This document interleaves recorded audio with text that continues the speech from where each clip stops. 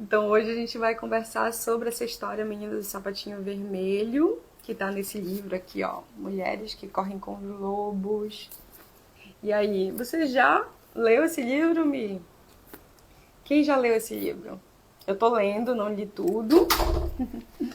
Ah, para que o meu gato ele tá aprontando. Eu não li todo esse livro, mas alguns capítulos que eu li me marcaram bastante. Hoje eu vou trazer um pouco, vou contar essa história e também vou fazer uma analogia com o que a gente vive no mercado editorial, né? Também no mundo criativo, das designers, como a Michelle, por exemplo, você nunca leu, né? Mas eu considero que esse livro aqui é a Bíblia do feminino. É importante nós mulheres lermos esse livro. Por mais que eu conte essa história aqui, eu vou trazer uma analogia muito a partir do que eu percebi, né? Das associações que eu fiz. Mas você lendo também você vai ter as suas próprias associações, né? Então, eu vou começar. A rinite tacando aqui. Mas eu vou começar contando sobre essa história. O que você pensa aí quando você pensa em sapatinhos vermelhos, hein? Só pensa assim, ah, eu vou sair por aí com meu sapato vermelho, arrasando e tal. E meio que foi assim que essa menina se sentiu. Então, a história da menina do sapatinho vermelho, ela começa com uma órfã que ela vive pela floresta, ela não tem, né, não tem tutores, não tem quem cuide dela, e ela vai juntando pedaços de tecido e ela faz o seu próprio sapatinho, sapatinho vermelho. E esse sapatinho, ela fica muito feliz, ela se sente realizada, maravilhosa, e ela sai saltitando pela floresta e alegre e feliz. E um dia aparece uma senhora numa carruagem dourada. E essa senhora fica encantada com ela, assim, tão feliz, né? Com seus sapatinhos, e resolve adotar essa menina. E ela fica deslumbrada e feliz, né? E vai com a senhora. E essa senhora, quando ela chega na casa, ela tira, né, os trapinhos que ela usava, as roupinhas que ela usava, dá, assim, uma roupa maravilhosa, fino lã, maravilhosa, bem branquinha, incrível. Só que ela tira esses sapatos também dela e dá sapatos pretos para ela. Sapatos ok, normais, não foram feitos à mão, nada, né? Mas sapato preto. E aí, quando a menina vai perguntar dos sapatinhos dela, a senhora diz que ela jogou no fogo, que ela queimou esses sapatos. E ela fica muito triste, né? Porque ela não tem mais aquele sapato que ela construiu, que ela mesma construiu. Depois de um tempo, aí essa senhora coloca ela para ser muito certinho, muito boazinha, não pode fazer barulho, não pode brincar. Eu fiquei pensando assim que é pior do que um pet. Ela pegou uma criança que não podia ter vida própria, né? E ali chega um momento que ela vai para ser crismada. E quando ela vai ser crismada, a senhora diz que vai dar sapatos novos para ela e leva ela num lugar para ela comprar sapatos novos. Chegando lá, ela fica encantada com um sapato vermelho que chega brilha esse sapato. Nossa, tava ali na vitrine, maravilhoso, brilhando. Ela faz uma alusão até àquelas maçãs, né, que estão super polidas. E ela fica encantada. E dá até o cara que tá vendendo lá, dá até uma piscadela assim para ela, né, como que leva, leva. E a senhora, ela não tinha uma boa visão. Então a menina resolve engabelar a senhora e levar no lugar do sapato preto que a senhora ia comprar, levar esses sapatos vermelhos. Ela leva, a senhora não percebe que são vermelhos, que são chamativos. Ela vai lá para a crisma, ela fica fascinada o tempo todo, ela fica olhando para os seus próprios pés, maravilhosa e tal. E não presta atenção na missa, em nada. E ali as pessoas ficam muito, vamos dizer assim, incomodadas com aquele sapato muito chamativo, né? Começam a esnobar ela. E essa menina sai de lá, mas muito feliz, e no caminho que ela sai com esse sapato, ela encontra um soldado. E esse soldado fica observando, elogia o sapato dela e diz: Ah, ele tá com um pouco de poeira. Posso dar uma polida no seu sapato? A menina deixa, e quando ele vai polir, ele tamborila no sapato, diz umas palavrinhas e parece que isso encanta o sapato, né? E a partir dali ela começa a dançar, dançar desenfreadamente. Os sapatinhos é que estão dançando e ela não consegue ter controle sobre os pés. A senhora aí fica tentando ajudar ela, chama o cocheiro e eles lutam, lutam, lutam e conseguem tirar o sapato do pé dessa menina. Chegando em casa, A senhora pega esse sapato, guarda num lugar, coloca assim num lugar que ela não pode alcançar e diz: olha, você não vai mais usar esses sapatos, que eles são perigosos, que eles são muito vermelhos, que não foi isso que a gente combinou, que esses sapatos iam ser pretos. E ela fica desejosa, mas resignada, né? E ali ela pega e, e um dia a senhora fica doente. E quando ela fica muito doente, a menina fica tentada a ir lá pegar o sapato, né? Já que a senhora não pode controlá-la mais nesse momento. E ela pega o sapato e que ela coloca no pé e no momento que ela coloca o sapato no pé, ela começa a dançar de novo e sai dançando rua fora e dança, dança, dança e ela tá cansada, tenta controlar e não consegue mais controlar os seus pés, não consegue mais controlar os sapatos. E ela acaba ficando desesperada, pede ajuda, mas ninguém resolve ajudá-la. Aí chega um momento que é bem crucial, assim, em que a senhora morre. Ela vai lá ela tenta, né, participar ali do funeral, mas ela continua dançando e aquilo choca todo mundo. E ela, desesperada, que quer parar de dançar, ela resolve ir até o carrasco da cidade, que fica lá pelo meio da floresta, e pede para ele cortar as tiras que prendem o sapato. Ele corta as tiras, mas mesmo assim o sapato não desprende do pé dessa menina. E ela, desesperada, ela vê que a única saída seria cortar os pés dela fora. E ele corta os pés dela fora, assim. É chocante esse conto, né? Esse conto de fadas, entre aspas. E ela fica aleijada e tem que viver uma vida em que ela é uma serva, né? Em que ela é uma cuidadora de casa e trabalha para outras pessoas, mas o desafio de não ter pés, ela agora é aleijada, né? E é assim que termina esse conto de fadas de uma forma bem chocante, que está aqui no livro, né, Larry, que chegou agora, Larissa, que é do livro Mulheres que Correm com os Lobos. Esse conto está aqui no capítulo sobre self, né, que self ali na psicologia é o nosso eu superior, essa conexão maior que a gente tem, essa conexão, né, vertical que a gente tem, que é o que guia a nossa vida.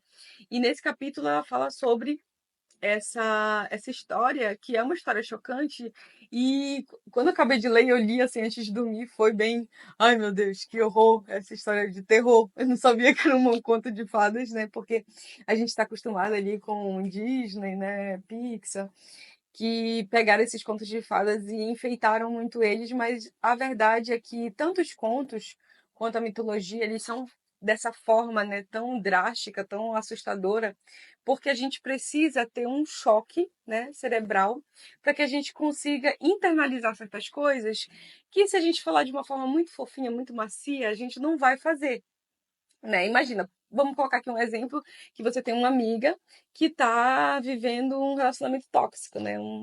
Uma vida que não tá legal, que ela não tá se honrando, que ela não tá feliz. E você diz pra ela: olha, esse relacionamento não tá bom, hein? Cuidado, isso não tá legal, não tá sendo honroso com você. Mas o que que você faz isso não vai dar um choque de realidade nela, isso não vai mostrar o perigo que ela está exposta. Então, os contos de fadas, eles têm esses contos mesmo antigos que não foram deturpados, eles têm essa moralidade ligada a te dar um choque para que você perceba os alertas que a vida está te dando. Então, eles são mesmo bem fortes, bem difíceis de ler, né? Então, muitos dos contos que estão aqui no Mulheres que Correm com os Lobos, eles são. Ela é uma pessoa que ela é historiadora, ela é psicóloga, ela estudou muito mitos e contos e ela traz toda uma analogia. Algumas coisas eu vou pegar das analogias que ela fez desse conto e algumas coisas as próprias analogias que eu fiz e que tem a ver também com esse trabalho da vida criativa que a gente tem enquanto designer editorial, né? Então, eu também tive uma associação quando eu li essa história, foi de lembrar quando eu era criança, que eu tinha 8 anos, e eu fiz a minha mãe comprar uma bota vermelha. Era a bota da Xuxa, né, gente? E essa bota não cabia no meu pé. Eu sempre tive um pé meio grandinho, assim, pro meu tamanho. E não tinha pro meu tamanho. E eu fiquei fazendo birra e a minha mãe comprou. Ela disse: ah, mas eu vou comprar, mas tu vai usar. E aí eu usei, eu acho que se eu usei 2 ou 3 vezes foi muito que eu não aguentei, mas eu tentei, tá? Eu era orgulhosa, assim, eu tentei segurar. Porque eu queria usar aqueles sapatinhos vermelhos, mas o quanto eles não cabiam no meu pé. E o quanto, às vezes, a gente se põe em situações, está em situações, seja de relacionamento, diferentes tipos de relacionamento, às vezes relacionamento amoroso, às vezes relacionamento de trabalho, a gente se põe em relacionamentos, em situações em que a gente não cabe, mas a gente está tentando caber ali porque nós demos aquele passo, porque a gente fez aquela escolha. Então, eu também fiz essa associação com essa história, né, da minha bota vermelha. Isso foi um grande marco, porque depois dessa birra, eu não lembro mais de ter feito birra com a minha mãe para comprar nada, porque ela tinha total razão, que aquele não é que ela não queria comprar o sapato para mim, é que ele não cabia no meu pé, né? Mas eu queria as botinhas vermelhas da Xuxa. E eu acho que isso até desencadeou algum trauma mesmo, porque eu não sou muito ligada a sapatos, eu adoro ficar descalço.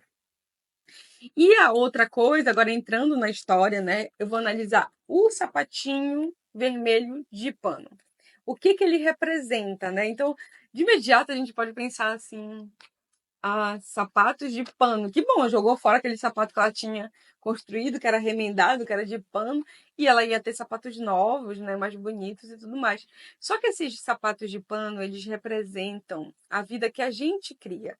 Sabe? Os passos que a gente está dando, a nossa autoeficácia. Eu lembrei também dos nossos primeiros projetos, né, como designers editoriais, que às vezes eles estão se remendando, não estão perfeitos, a gente não está muito segura com eles, mas eles que, a cada vez que a gente vai criando um novo projeto, ele vai ficando cada vez mais especial, cada vez mais elaborado, que é o preço da experiência, né? Então, o sapato de pano, ele representa o trabalho que você ama, ele representa a vida que é rica no seu mundo, a riqueza construída por você. Teve uma live anterior, que se você rolar aqui no vídeo você vai ver, que eu falei sobre a autoeficácia, do Walter Rizzo, né? Que ele distingue, dentro da autoestima tem o autoconceito, a autoimagem e a autoeficácia, né? E o autorreforço. São 4 elementos da, da autoestima, que é o autoconceito, autoimagem, autorreforço e autoeficácia. E eu falo lá no curso, né, as minhas alunas que estão aqui, falam muito ali no kit, sobre a importância dessa autoeficácia na hora de precificar. Então, eu vejo muito a construção do sapatinho de pano, essa construção da vida criativa, com os caminhos da autoeficácia. Ninguém vai poder te entregar a autoeficácia pronta. Você não nasce com ela pronta. Olha, isso aqui você já tem essa dose de autoeficácia. É à medida que você vai tentando algo novo, que você vai se desbravando, que isso vai aumentando. Eu lembro que marcos da minha autoeficácia, por exemplo, quando eu tentei por 3 anos, eu passei no terceiro ano no vestibular de jornalismo na Federal do Pará. Foi muito difícil, mas eu lembro daquele dia como um marco da minha vida, porque eu me senti muito potente. Eu senti que eu era capaz de realizar o que na minha esfera familiar era impossível, né? Eu fui a primeira pessoa da família da minha mãe a passar no vestibular. A primeira vez foi na UEPA para a formação de professores e depois eu fiz jornalismo, mas eu não consegui, eu não concluí formação de professores. Eu não sabia o quanto eu era professora nessa época, né? Então, tentando muito é que eu consegui passar para jornalismo e aquele primeiro marco ele me encheu até hoje, ele me encheu ali de vamos dizer assim que na minha bateria de autoeficácia ela estava bem baixinha, ela começou a aumentar ali, né? E aí outros marcos quando eu fui morar em Natal, né, que eu tive que ter uma coragem para acreditar que eu ia conseguir morar lá. Aí mais um pouquinho quando eu consegui passar no mestrado, aí mais um pouquinho quando eu consegui trabalhar numa editora, os meus primeiros projetos, e aí quando eu vim morar aqui em Santa Catarina. Então, todos esses eventos que eu fui me desbravando, eles fizeram com que essa autoeficácia fosse ficando maior. Então, o sapatinho vermelho, ele representa essa vida criativa que você vai construindo e que se você delegar para uma outra pessoa, isso vai esvaindo aquela sua alegria, né? Eu sempre falo sobre a dopamina fácil e a dopamina que você constrói, que ela é muito mais forte, ela é muito mais duradoura, né? É claro que aqui nos sapatinhos de pano eu consegui ver relacionamentos tóxicos de uma forma muito mais proeminente, né? Nos relacionamentos amorosos, por exemplo, a mulher que delega toda a sua vida àquele homem e ela não constrói mais nada, assim, ela não tem mais projetos, ela não tem mais sonhos, ela só espera que ele provenha tudo para ela. não só financeiramente, mas também de amor próprio, né? De autocuidado. Então, essa projeção exacerbada que o outro vai nos trazer, né? Essa vida feliz, ela é problemática. Também trouxe aqui essa alegria que você que você tem da autoeficácia, daquilo que você constrói, ela precisa ser conquistada diariamente, sempre. Não é porque eu alcancei aquele marco lá que pronto, a minha vida inteira foi feliz e é isso, acabou aí. Então, a cada marco que a gente vai conquistando, a gente vai ficando mais feliz e a gente tem que lutar por isso. Porque não vem do outro, vem daquilo que a gente se propõe a fazer, né? É, também ela traz uma comparação ali do vermelho, porque ela escolhe essa cor vermelho, porque o vermelho é da vida e vermelho também é do sacrifício. Essa parte é um pouco forte, foi uma parte que me emocionou muito, porque ela fala sobre o sacrifício da vida criativa. Então, eu vejo ali no nosso trabalho como criativas, né? Que tem esse sacrifício, o sacrifício do tempo, né? Que você vai passar, que você não vai passar com seu filho, por exemplo, o sacrifício de ter que se desbravar, aprender algo novo, mas o quanto esse sacrifício ele também vem com esse lado positivo, né? De crescimento, de ter uma nova carreira, de expansão dessa carreira. Então, quando a gente está vivendo uma vida criativa, saudável, esse sacrifício ele também vem acompanhado de uma vida de que também traz alegria. Não é só aquele sacrifício de cumprir tudo que tem que cumprir com um trabalho que você não ama, mas que você está infeliz, mas que você tem que cumprir a tabela e você vai e cumpre. Então, eu também tive essa comparação ali quando eu estava na CLT, trabalhando com marketing, que eu não estava feliz, mas eu tinha que fazer o que me mandava. Então, às vezes eu questionava, né? Eu dizia, ai, mas eu não acho que deveria ser feito assim, mas você não é paga para achar nada, você é paga só para fazer o que te mandaram fazer. E eu sentia que a minha vida criativa estava sendo dilapidada, estava sendo atacada, né? Então aquilo ali ia esvaindo a minha alegria. Com certeza naquele trabalho eu não estava numa vida criativa, expansiva. Eu estava muito mais só servindo ao que o outro achava que era melhor para mim, assim como a menina quando ela foi morar com essa senhora, né? E aqui eu coloquei mais aperfeiçoamento e menos perfeição, né? Eu trazer essa ideia de quando a gente está trabalhando aqui no design editorial, a gente tem que focar em no o próximo projeto vai ser melhor do que esse. No meu próximo ainda vai ser melhor que esse. Eu vou fazer o meu melhor aqui. Eu vou ir atrás das melhores ferramentas. Eu vou ir atrás de cursos, como o curso que eu ofereço, ou o que eu vou, a imersão gratuita que eu vou trazer aqui, não aqui, mas vai ser no YouTube, enfim, para as pessoas que estão se inscrevendo, uma imersão para mulheres que criam histórias visuais, mulheres que são criativas e que querem expandir o seu conhecimento. Então, ir atrás desses conhecimentos também vai te ajudar a viver uma vida criativa mais expansiva e sair dessas vidas que não são que são tóxicas, né? De trabalhos que são tóxicos. Então, mais aperfeiçoamento e menos perfeccionismo. Porque quando a gente fica ligado ao perfeccionismo, não existe nada perfeito, tá? A gente vai sempre poder aperfeiçoar aquilo que a gente está fazendo. Só que se a gente ficar julgando que o que a gente fez não é bom, a gente nunca vai colocar no mundo e assim a gente nunca vai se aperfeiçoar. Então, uma das coisas que eu refleti muito foi o que poderia ter sido feito com essa menina se ela não tivesse embarcado nessa vida que não expandia para ela, né?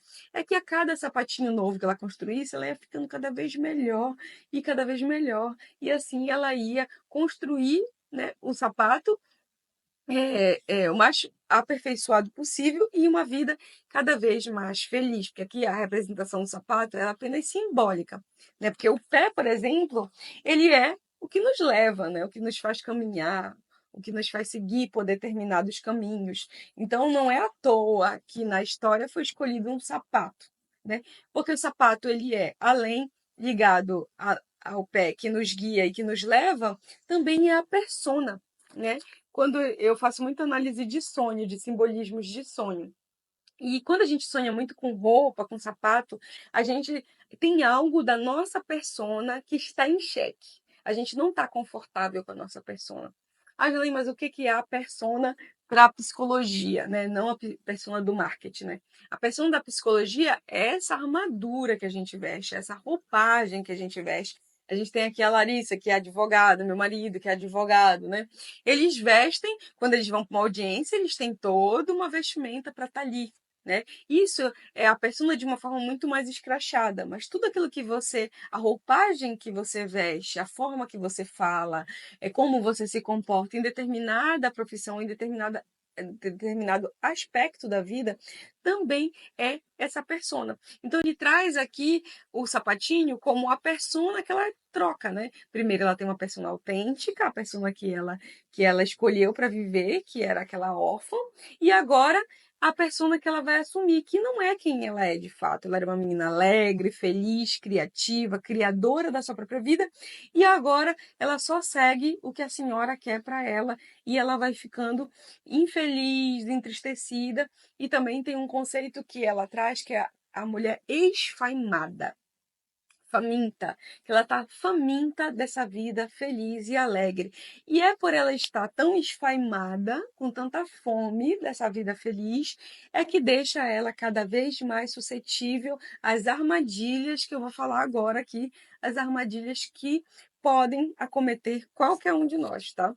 E a gente vai começar pela a armadilha do sapatinho perfeito, o sapatinho vermelho perfeito, né?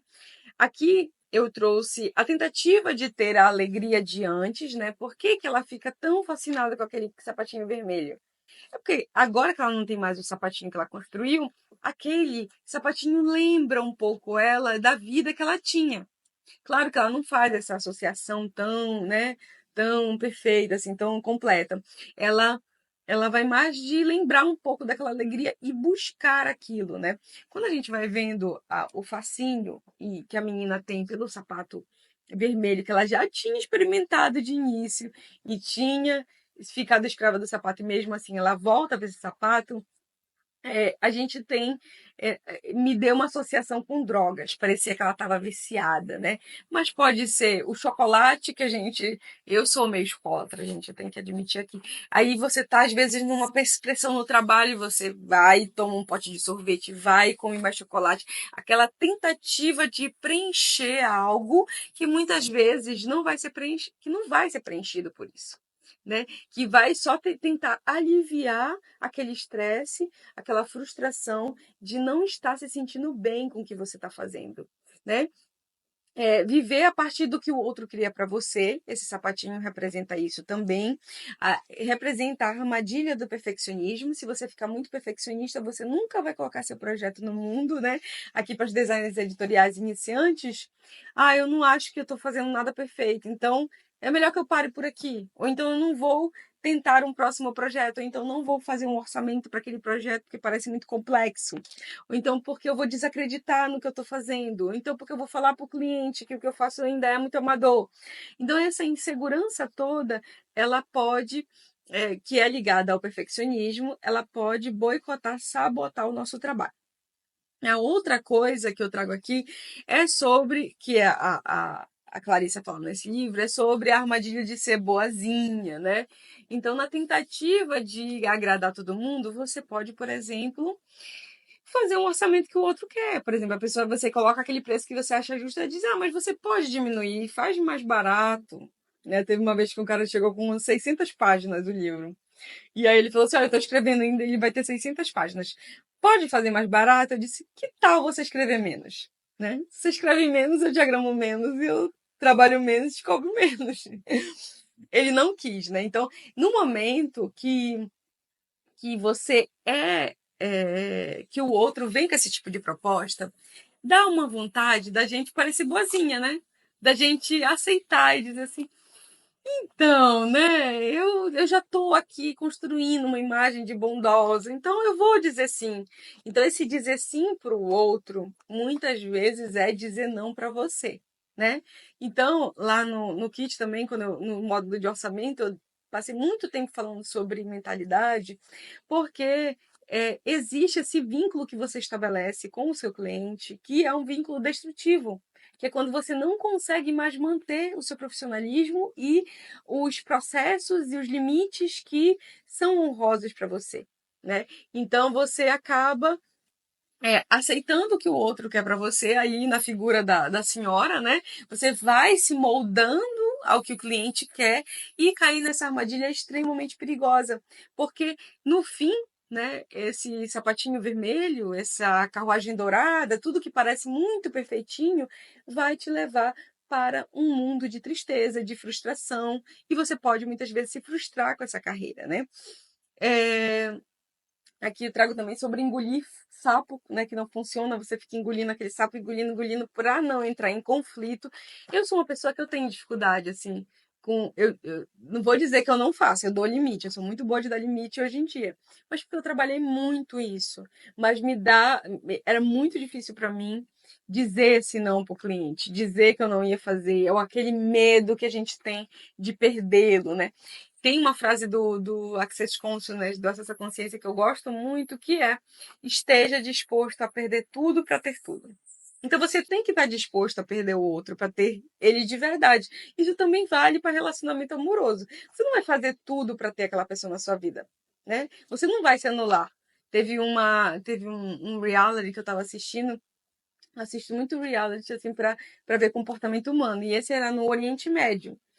E lá, claro, tem muito mais regras, né, sociais que as mulheres têm que seguir, mas tinha uma mulher lá que eu admirei muito ela.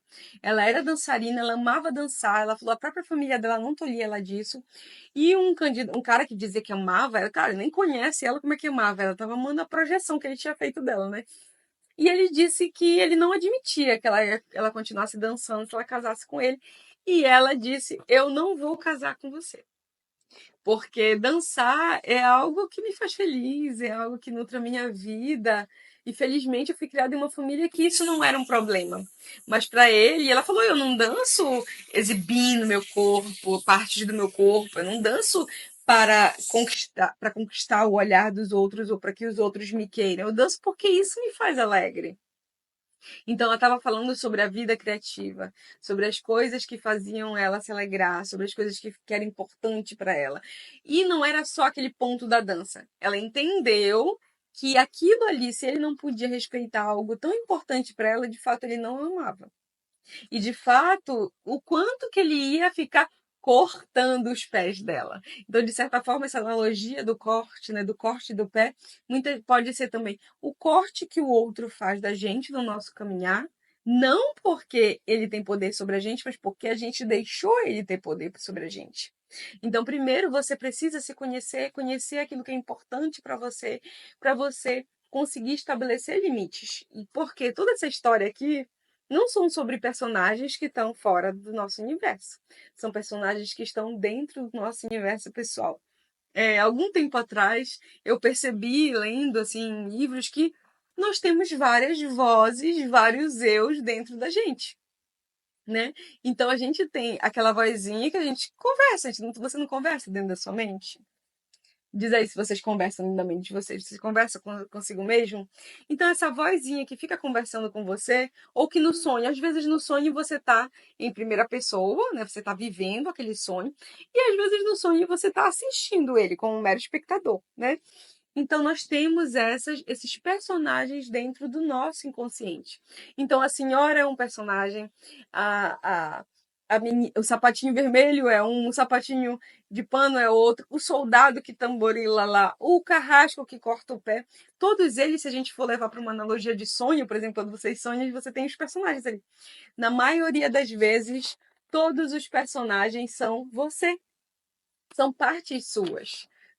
A pessoa que a gente ama, né, o companheiro de vida que a gente escolhe para se relacionar, ele foi despertado por um companheiro interior que o Jung, que o Gustavo Jung chama de ânimos, né? Esse companheiro interior que vive dentro da gente, ele desperta. É assim que a gente se apaixona por aquela pessoa. A gente não sei porque eu me apaixonei por aquela pessoa. Ou então, anos depois, você diz, mas ela não era assim. Ela era assim, sim.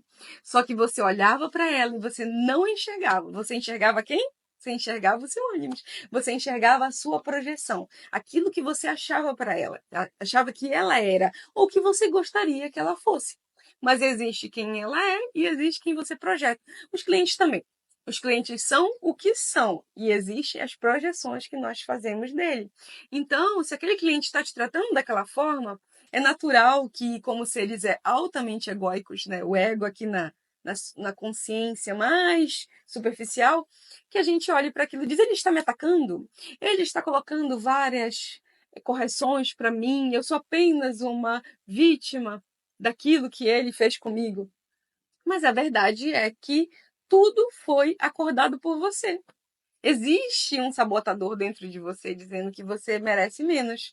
Existe um sabotador dizendo que se ele pagou R$ 4.000 num projeto, ele pode levar até tua alma. Porque ele pagou mais do que você vale. Então existe na sua cabeça, tá, gente? Eu tô dizendo que você vale isso.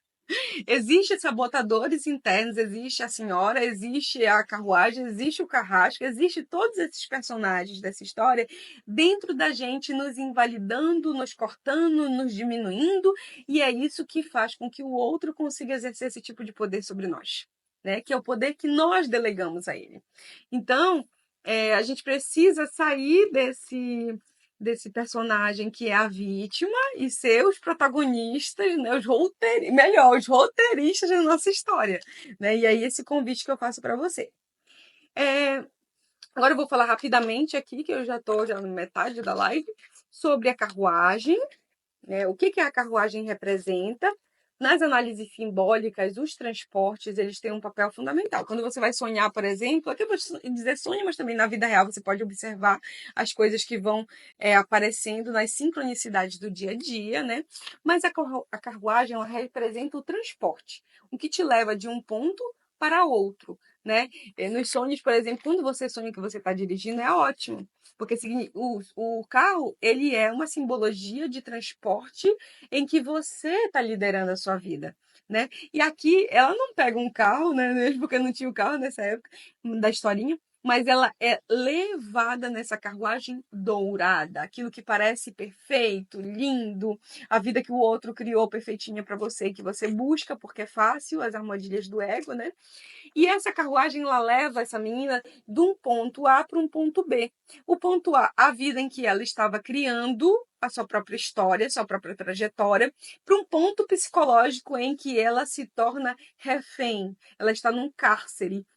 Então, essa carruagem, ela leva ela para também um cárcere, para um ponto da psique dela, que ela vai se tornar uma prisioneira e não mais uma menina livre que cria sua própria vida, né? E aqui eu pensei muito na fuga, né? Essa carruagem como a fuga das dificuldades. E aqui, na analogia do empreendedorismo, é que a gente quer, gente, uma vida muito fácil, que eu não tenho dificuldade nenhuma. E ali, né, até conversando com a minha aluna, já vi que não sou só eu que passo por isso. Mas naquele momento que a gente não está fechando muitos trabalhos, ok? Que eu chamo de baixa, né? De baixa financeira do empreendedorismo, a gente tende a querer ir para uma saída que parece mais fácil. Então, no passado, eu já fiz essa fuga para a CLT e para trabalhos que não me preenchiam no marketing, né? Em empresas que eu era obrigada a fazer, em que eu fazia coisas que eu não estava feliz em fazer, mas eu fazia porque os outros diziam que era para fazer e era assim que eles queriam e eles me pagavam para isso. Então, essa fuga, às vezes, daquele caminho que você sabe que é o que você quer, mas você foge para esses caminhos mais fáceis porque eles são a segurança, né? A segurança do salário todo mês, a segurança de ter aquele dinheirinho ali para pagar seus boletos, e você não quer pagar o preço de pagar para ver como seria você construir, né?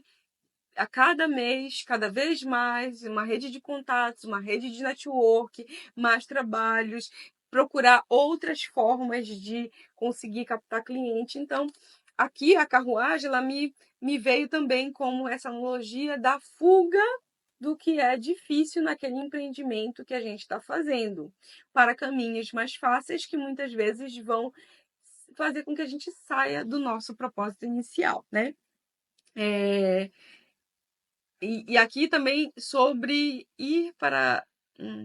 Tá. Sobre também ir para o design editorial iludida com status. Então, por exemplo, uma coisa que eu também falo lá no curso é sobre que quando a gente vai trabalhar no design editorial, às vezes a gente está muito iludido. Por quê? Porque a gente ama livros, né? A gente adora esse universo editorial, o design também.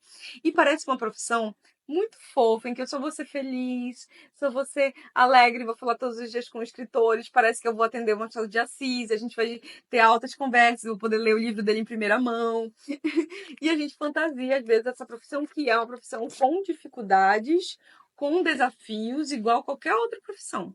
Então, não fantasie, porque tem sim essas dificuldades que precisam ser olhadas, que precisam ser vistas, que precisam ser elaboradas e melhoradas. Então, não ir para esse caminho também de uma forma ilusória, entender que é um trabalho que tem desafios, sim. Agora eu vou falar sobre os soldados, soldado e o carrasco, o que é que eu entendi que eles representam, né? Eles são as consequências das más escolhas que nós fazemos, né? Escolhas erradas têm seu preço. Clientes difíceis também, eu pensei como clientes difíceis, né? Que eles trazem todo esse desafio e ao mesmo tempo que eles são desafiadores, eles nos fazem crescer, porque a cada cliente difícil, né? Que é aquele cliente, o que é o cliente difícil? É o cliente que vai ser difícil de se comunicar inicialmente, que às vezes você quer perguntar coisas para você construir um orçamento adequado e ele fica, qual é o seu preço? Qual é o seu preço? Qual é o seu preço? Qual o preço? Qual o preço? Qual o preço? E aí eu fico assim, calma, eu tenho tal pergunta, mas qual o preço? Qual o preço? Esse cliente que, meu Deus, ele tá descorrenhado do preço, ele nem quer conversar sobre isso, só quer o preço. Eu não posso nem entender qual que é o livro deles, qual é o preço. Ele já começa com essas características, outras características de clientes difíceis. Você coloca o valor que você acha honroso, mas o mercado aí cobra muito menos. Você está muito careira, ele desmerece, né? Ele faz você se sentir mal com o seu preço, ele fica tentando barganhar muito. E aí, quando ele fecha, ele quer até sua alma. Ele pagou R$ 500, ele quer assim, eu quero que me dê banho numa banheira de hidromassagem, faça um escaldapés, me dê comida na boca. Ele quer tudo, porque ele acha que ele já te pagou até demais, né? E ele também pede muitas refações. Muitas vezes ele não leva o livro para ser revisado e depois de diagramado ele quer revisar o livro inteiro, né? E a gente sabe que o livro já vai estar sobre o seu poder e vai ser mais difícil fazer todas essas refações. E ele pede 10, 20, 30, várias alterações. Então, esse carrasco, me lembrou muito esses clientes difíceis, né? E ele vai levar você para uma prisão, um ciclo de demandas sem sentido e que você, como você já topou desde o início, você acaba ficando mesmo. A fadiga criativa e a perda de entusiasmo, então você começa a achar que isso é a realidade. Então é isso mesmo que você vai viver daqui para frente. Então não tem mais o que fazer. E aí você vai começando a ficar desvitalizado, infeliz. Isso pode acontecer em qualquer profissão e isso leva ao burnout, famoso burnout. Eu tive 2 burnouts, tá? Para chegar no nível de consciência que eu tenho hoje sobre como eu quero trabalhar, sobre como eu quero ser feliz enquanto eu trabalho. Eu tive 2 burnouts em empresas de tecnologia que eu trabalhava com marketing. Por quê? Porque eu fui cedendo, sabe? Eu dizia, eu não quero fazer assim, que tal fazer tal. Não, você não é paga para pensar, você é paga para executar. E eu, como uma pessoa super criativa, eu fui cortando meus pés, até que aquilo ali foi ficando muito sem sentido, eu fui deprimindo, e ali eu já não estava mais feliz. E foi quando da primeira vez, o que eu pensei? Só é mudar de trabalho. Mas não mudou. Por quê? Porque era a mesma conjuntura, eu não tinha poder sobre as minhas decisões, sobre como eu queria trabalhar. Então foi no segundo burnout que eu disse, não, chega, eu vou criar uma vida de trabalho, uma vida criativa diferente, porque cortar os meus pés não está mais fazendo sentido, não estou mais suportando. Então, assim, se você ficar se cortando, se encolhendo numa caixinha, sem respeitar os seus limites, você vai ficar desvitalizado e sem vontade mais de exercer esse trabalho. Então, é o perigo de você ir cedendo, cedendo, cedendo e não colocar processos claros de como você vai trabalhar. E também os cortes nos pés, ali no final, ele também representa o corte que você precisa fazer com cada cliente, com cada líder, com cada pessoa ao seu redor, no seu trabalho, na sua vida, que você precisa cortar, né? Aqui não vou dizer necessariamente cortar da sua vida, tirar essa pessoa e nunca mais falar com ela, mas pode ser os cortes necessários. A cada momento que a pessoa diz, olha, eu quero pagar tanto. Desculpa, isso aqui não me honra, e eu não vou fazer por esse valor. né? Meu valor é esse aqui. Isso é um tipo de corte. Ou a pessoa diz assim, eu quero fazer 20 alterações nesse texto. Então, nós temos um processo, né, aqui na empresa, que é assim que eu faço, né, em que o primeiro arquivo de alteração é de graça. A partir dos próximos, a cada novo arquivo de alteração, eu cobro R$ 100. Essa é uma forma de estabelecer corte também. Então, os cortes são os limites que você precisa dar para que você não corte algo fundamental, o seu propósito, o seu respeito, a dinâmica da sua vida criativa, e assim você não queira deixar de trabalhar com isso, né? Aqui eu trago sobre, já terminando os personagens, né, a análise dos personagens, a senhora, né, a velha que ela fala lá. Geralmente, as senhoras, a figura, né, essa figura de pessoa de mais idade, ela geralmente nos sonhos, nas simbologias oníricas, a gente pensa sempre uma figura que é norteadora, que guia a gente, mas nessa história ela não é. Ela está representando aqui os padrões antigos, os velhos pensamentos. Eu lembrei muito das crenças negativas que a gente carrega, né? Que a gente vai carregando, que ela vem aqui sempre no encalço, falando no nosso ouvidinho, aquele demôniozinho. Então, a velha aqui, a senhora que leva ela para essa vida de cárcere, ela é o perigo da zona de conforto aprisionadora, e ela é também essas crenças negativas, assim que eu interpretei, tá? Que ficam fazendo a gente regredir, voltar para o antigo, voltar para os padrões que estavam nos deixando infelizes, né? A vontade de voltar, por exemplo, para o trabalho que não estava te honrando mais, só para ter alguma segurança, né? Aceitar trabalhos que não te fazem feliz, que você não gostaria de fazer, só pela segurança, né? Então, e aceitando, por exemplo, teve um trabalho que eu aceitei lá no início da minha carreira, que a mulher tinha escrito à mão o livro. À mão. E aí eu paguei para uma pessoa transcrever, e eu fiz, assim, muitas mirabolâncias, porque eu não queria perder aquele trabalho, tinha medo antes de perder cliente. E foi descomunal. E essa mulher, ela gabaritou todos os níveis de clientes difíceis, porque já dá de sinais logo no início, sabe? Que não vai dar certo. Mas esse medo de perder essa segurança do dinheiro faz com que a gente aceite coisas que são inaceitáveis, e isso fez com que, em determinado momento, eu parei um pouco de me dedicar só ao design editorial. Então, para voltar e trabalhar só com isso, eu realmente decidi criar processos que são, na verdade, para criar limites para o cliente, para que a gente consiga trabalhar se honrando, né? Aqui também, essa senhora, ela traz a segurança versus criatividade. Quando a gente está buscando muita segurança, às vezes a gente não tem essa vida criativa, e a gente tem que conseguir equilibrar as duas coisas. A tristeza e a ansiedade que levam à obsessão e os vícios. Então, a menina que ficou ali se encaixotando naquela vida que a senhora impunha para ela começou a ficar tão triste, né, que a vida não tinha mais nenhuma alegria, que ela foi levada, empurrada para esse vício, e ela não percebeu mais o perigo, né? Porque quando ela saiu dessa vida que ela criava e ela se colocou numa vida que o outro cria para você, você deixa de perceber aqueles sinais perigosos de que aquilo ali não está indo para um caminho bom. O que é isso? É, por exemplo, quando você começa a aceitar todo tipo de trabalho sem colocar nenhum limite, só pelo medo de perder trabalho, de perder o o financeiro que pode trazer esse trabalho, acaba que você se coloca em determinadas caixas, você aceita o que o outro quer para você, né? E aí você vai ficando desvitalizado, você começa a deixar de perder aquele instinto que faz com que você perceba que aquele caminho não vai aquele trabalho não vai para um caminho que te honra, né? Vamos dizer, se você deixa de ter esses instintos aflorados, quando aquele cliente que dá sinais claros de que vai te desonrar desde o início, e você aceita, e aí você começa a não perceber mais aquilo que não vai bem para você, aquilo que não vai te honrar, né? Já que a gente está começando a terminar, se vocês tiverem perguntas, deixem aqui as perguntas, que eu já estou caminhando para concluir, né? Aqui também fala sobre lúdico, aí eu lembrei sobre o Kairos, né? Uma vida criativa, e quem trabalha com criatividade tem que ter uma vida lúdica também. Então, se o seu trabalho virou uma coisa muito maquinal, se você não está mais pesquisando 20 mil fontes para aquele projeto, talvez você esteja perdendo a alegria daquele trabalho.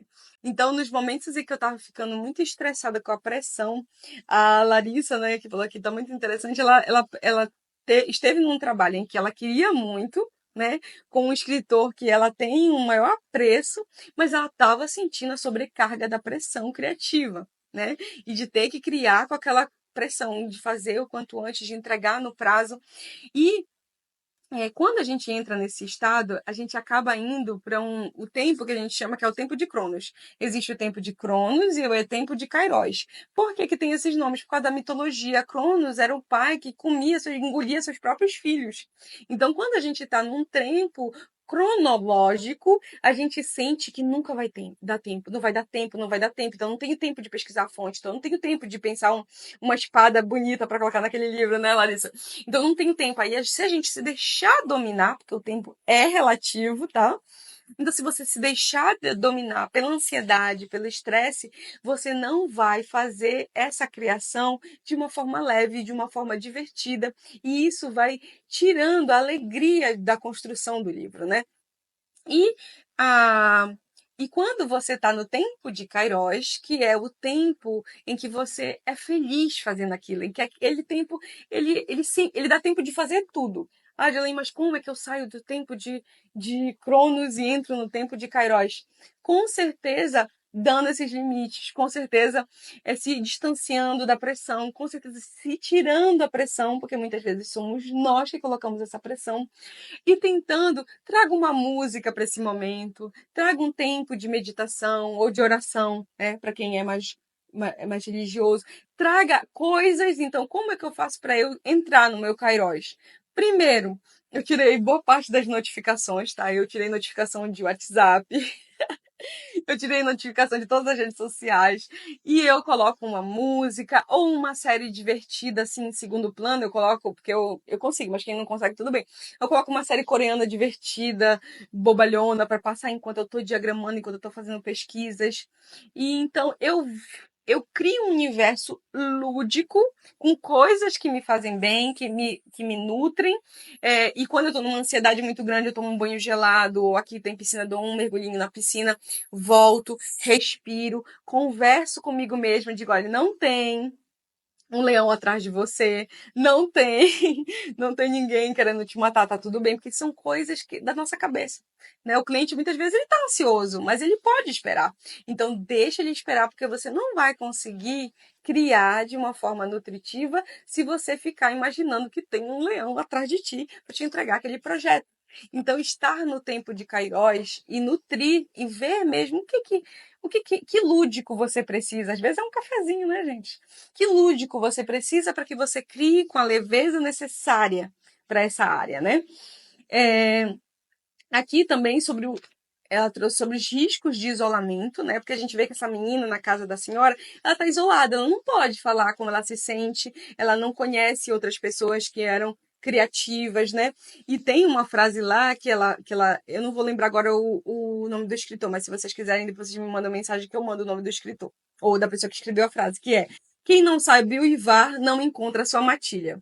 Então, quem está aqui hoje nessa live tá junto com a sua matilha criativa aqui, né? Então, você precisa se cercar de pessoas que entendem os seus sonhos, que entendem do que você está falando, que falam a sua língua. E aqui já deixo o convite para a imersão Mulheres que Criam Histórias Visuais, que vai ser uma imersão que eu vou fazer dia 15, gratuita. Tem que estar inscrito. Eu vou passar uma série de passo a passo, de exercícios, de coisas, de materiais que a gente vai precisar, porque vai ser uma oficina prática também, em que eu vou trazer sobre criatividade, como trabalhar suas crenças limitantes, sobre produtividade. Eu vou falar como eu uso meu método Bullet Journal para ser mais produtiva no meu dia a dia, sobre organização, sobre processo, sobre profissionalismo. Então vai ser uma entrega muito grande que eu estou organizando para vocês. Então vocês precisam estar inscritas, está lá no meu link da bio. Por que eu convido vocês? Porque lá vocês vão encontrar pessoas que estão vivendo o mesmo cenário e que juntos podem conversar e entender suas dores, seus desafios. É importante que a gente esteja cercado de pessoas que entendem e que amam os nossos sonhos, porque é assim que, às vezes, que não amam os nossos sonhos, mas que apoiam, né? Que fazem esses sonhos ser tão deles quanto nós mesmos, né? Eu tenho esse exemplo aqui com meu marido, que apoia tanto que 2 módulos do meu curso, o kit do diagrama do profissional, ele que deu, né? De tanto que ele apoia esse sonho junto comigo. Então, esteja junto com pessoas que fazem isso, que nutrem e que apoiam vocês, né? Então, a importância do ambiente, isso aqui eu não acho que eu não preciso nem dizer, né? Que a gente sabe que nós somos resultados da soma, né? E da divisão das 5 pessoas que a gente mais convive. Ah, mas eu convivo só com 5 pessoas que só são tóxicas. Você convive às vezes fisicamente, mas tem as pessoas que você segue, os conteúdos que você consome. Então, hoje no mundo virtual, a gente também tem a possibilidade de conviver com pessoas diferentes, né? Não precisam ser as mesmas que a gente está convivendo no termo de pensamento, de mente, né? E também os livros que a gente lê. Eu sempre costumo dizer assim que eu convivi com o Machado de Assis, convivi e convivo com grandes mentes, né, com grandes escritores. Então, eu acho que é uma maravilha a gente poder ter contato com a literatura, é poder ter contato com essas mentes, mesmo que elas não estejam mais aqui, né? A Lari saiu, obrigada, Lari, pelo feedback da live. Ela vai ficar gravada aqui, tá, gente? Mas já estou terminando também. Também falar sobre, não sei, aí ela traz algumas dicas de como você pode nutrir essa vida criativa e sair dessa vida que não é nada criativa, que vai te tolir, que vai te frustrar, né? Não seja ingênua, né? A ingenuidade de, eu sou boazinha, não tem armadilhas aqui, não tem perigo se eu cobrar só muito pouco, só dessa vez, né? Porque a verdade é que toda vez que você vai flexibilizando aquilo que é importante para você, você vai ficando mais suscetível a esse tipo de perigo, né? Nada é permanente, continue se aprimorando. A outra questão aqui não é porque você chegou num certo patamar que você vai ficar lá para sempre. Não é porque você está alegre, já domina o Kairos, já tem um trabalho lúdico, que você não vai ficar sempre se aprimorando. Aqui eu trago um exemplo da depressão, né? Eu tive a primeira crise de depressão aos 16 anos. Eu tive outras crises, mas desde então, eu fiquei a minha vida inteira buscando terapias, formas de lidar melhor com isso. E hoje eu vejo o quanto toda essa terapia, todo o estudo de psicologia que eu fiz nutre meu trabalho, faz com que eu consiga dar limite para as pessoas, mas isso é uma busca eterna. Não é porque eu atingi um patamar que eu queria muito, em 2020 eu consegui parar de tomar remédio e conseguir viver sem crise, né? Então era um sonho da minha vida que eu conseguisse chegar nesse patamar e me manter sem ter crises depressivas. E eu consigo, mas não é que eu consegui, eu atingi isso e nunca mais eu preciso me cuidar, não. Eu vivo em constante, em permanente autocuidado, higiene mental, higiene emocional, indo para terapias diversas, né? Então, sempre fique vigilante, porque uma vez que você cai em certas armadilhas, é bom que você não se deixe ficar totalmente, tô totalmente segura, nada vai acontecer, então eu não vou mais me cuidar, né? Como a live está terminando, os outros passos são lutar para manter a alegria, nessa alegria que eu falei aqui. Então, se você puder anotar aí, né? Mas se quiser depois na live anotar, defina limites, escolha os seus clientes, né? Dá para aplicar Pareto. Em outro momento eu posso falar para vocês, mas lá no curso eu falo sobre como lidar com clientes e como aplicar Pareto e você escolher os clientes que mais se harmonizam com o seu trabalho. Equilibre segurança e inovação. Não abra mão da inovação só pela segurança. Crescimento com propósito, que seria isso, você está visando crescer, mas não abrir mão daquilo que você acredita, dos seus valores, jamais abra mão dos seus valores. E o corte, ele pode ser libertador, gente. Por mais que ela cortou os pés dali, tem essa analogia também de quando você se poda demais, mas o corte pode ser libertador, porque você pode se cortar essas amarras de ser boazinha, de ser perfeitinha, de não colocar limites. Então, faça cortes em coisas que não fazem mais sentido para você. E a última frase que eu deixo aqui é: dance com os sapatos que você mesmo construiu. Que você mesma construiu. Dance com os sapatos que você está criando. É isso, espero que essa live tenha trazido muitas reflexões para vocês e como esse conto trouxe para mim, tem trazido para mim, eu leio e releio, acho que esse livro ele é fantástico. para quem ainda está aqui, Mulheres que Correm com os Lobos, é a Bíblia do feminino, importantíssimo a gente ler, mas eu acho que eu cheguei num momento da minha vida em que agora que eu consigo ler com ressoando completamente com a minha alma, entendendo com a minha vida, e eu sei que a cada ano e a cada momento que eu leio e releio esse livro, ele vai ter um maior impacto sobre a minha vida, então eu super recomendo que você leia. Aqui eu só trouxe as analogias, as associações que eu fiz com a minha vida e com o meu trabalho, mas também é importante que você traga as suas. Um beijo e até a próxima!